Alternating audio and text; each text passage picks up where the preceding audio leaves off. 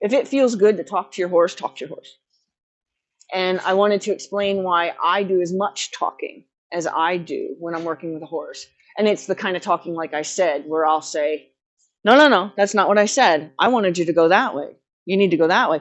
Like, me saying it out loud helps my body match those words, which then helps the horse read my body. I'm not expecting the horse to understand my words. My words are for the benefit of creating that proper match in my body to what my words are. And my words are also for the benefit of people who might be wanting to know what it is I'm doing. Like, if I'm sitting there and I'm not speaking at all and you're auditing something that I'm doing, what does that mean to you, right? You might be calling the ambulance to see if I'm having a seizure, right? You might want to know what all of that meant, right? And then to also be able to see that when I've stopped the horse from making the wrong decision and then explain to the horse the right decision, you might want to know how that communication actually worked. But just seeing me move around and not have any words could very well make watching quite boring, first of all. Second of all, can make you not learn what it is that I was doing. My actions are communicating something. Everything I do, like I tell people all the time, I did a lesson yesterday where we were handing the horse back and forth. Now, the horse was just told for the last 3 minutes to be attached to me and follow my movement, mirror me.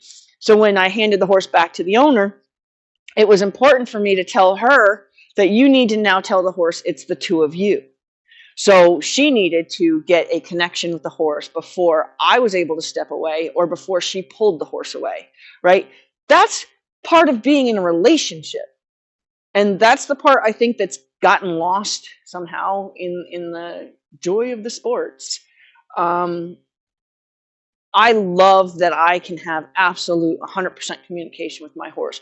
If I'm going to leave, like if I'm standing here talking to you and I have a horse standing here with me and I say, okay, thank you, have a great day. And I just go, and my horse has been sitting here having a little snooze or, scratching his shoulder or whatever, and then just looking around, listening to the birds. And then all of a sudden his human just takes off that way and he goes, right? What kind of partner am I? What kind of friend am I? What kind of second party of a relationship am I? I would say I'd stroke my horse to acknowledge my horse and say, hey, come on, let's go. And my body language I would draw my horse with my hip. My shoulders would say where we're going, and then my feet direction say where we're going. All of those things, I gave my horse a chance to respond to properly by acknowledging my horse that something's about to happen, by coming alive in my body, and then doing something together with my horse versus me just yanking my horse around. There's so many horses that have been yanked around their whole lives that they literally wait, even though the person just walked over to the gate, right? Like the lesson's done, the horse is just standing there, the person's already met the gate, the rope is already like at this point with the horse. And they wait for that tug so they know what to do. No, we need to fix those relationships, in my opinion.